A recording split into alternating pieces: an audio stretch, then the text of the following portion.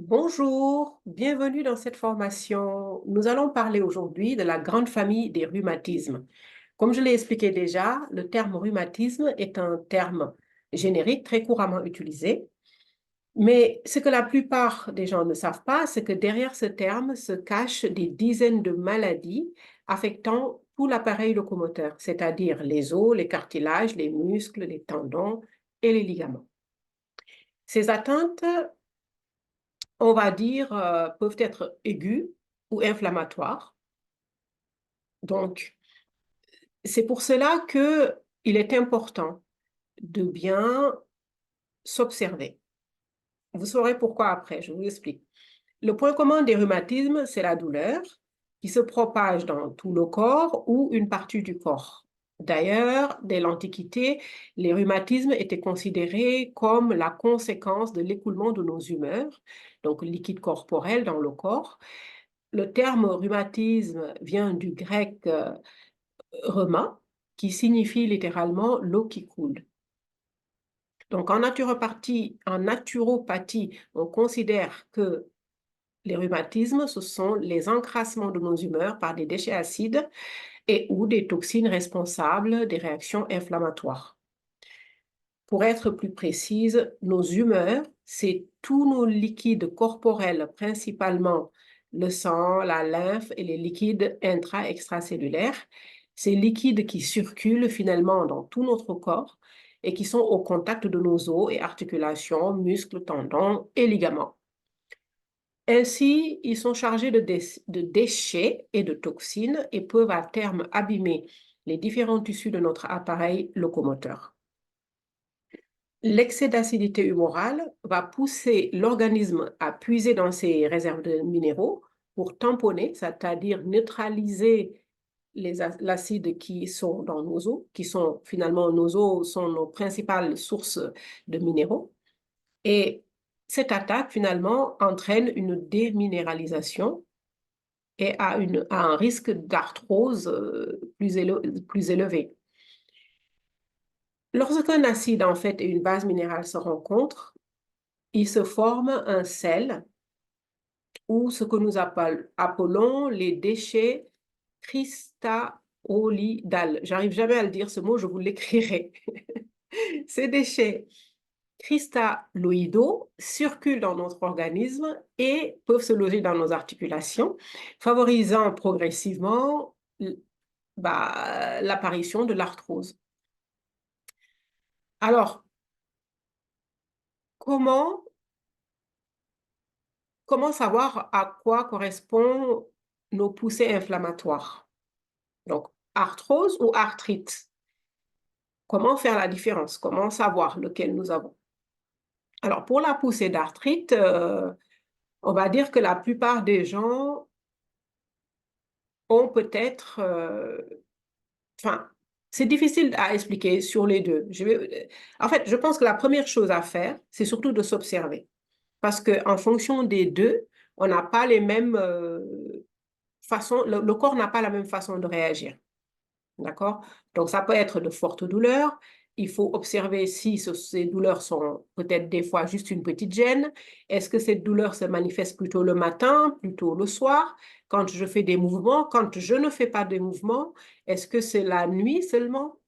Et quand je me réveille, ça disparaît?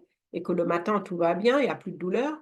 Donc voilà, il faut d'abord, la première chose avant de savoir lequel on a, c'est surtout de voir à quel moment on a ces pics de douleur, à quel moment se présentent nos douleurs.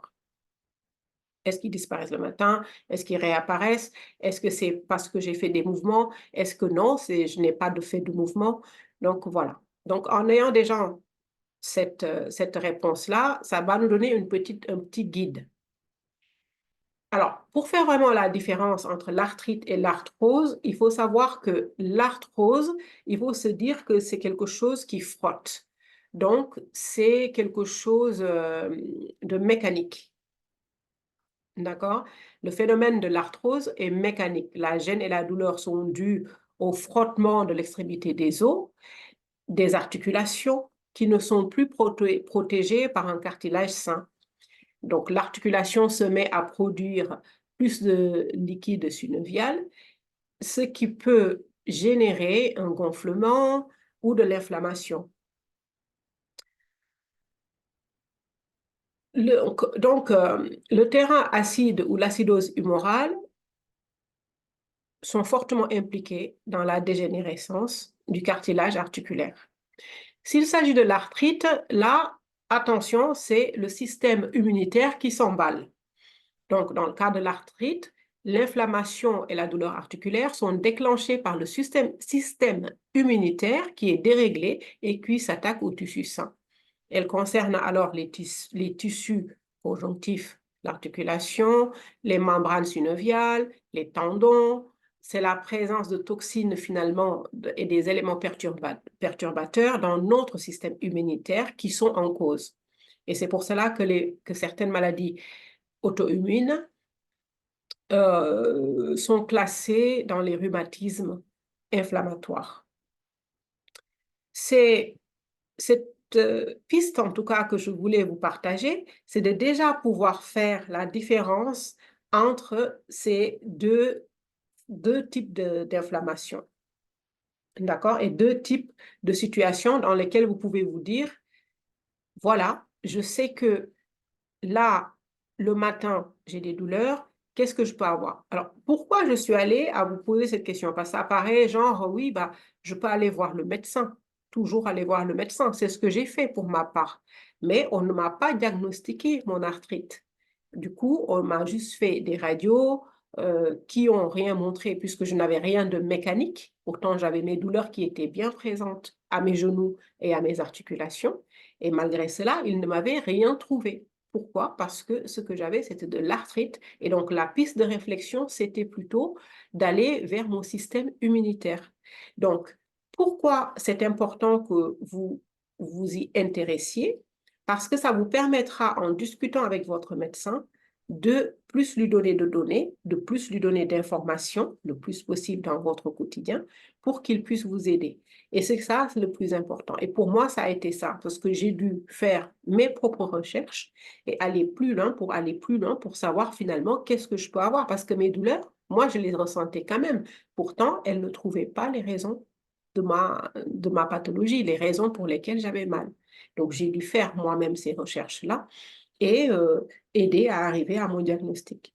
Voilà. Donc, dans tous les cas, référez-vous à votre médecin, mais cela ne vous empêche en rien d'être curieux aussi, d'aller savoir ce qui se passe, de vous instruire et d'aller voir ce qui va, pour vous, être la meilleure solution pour arriver à votre diagnostic peut-être plus rapidement dans certains cas. Donc, c'est surtout ça l'idée. Alors, je vous invite à me rejoindre dans un rendez-vous clarté. N'hésitez pas si vous voulez en discuter et aller plus loin. Donc, suivez-nous sur la page Facebook et je vous dis à très vite et j'espère que vous avez au moins 3 pistes maintenant de réflexion, à savoir la déminéralisation, la différence entre l'arthrite et l'arthrose. Donc, ça peut vous donner déjà une piste de réflexion.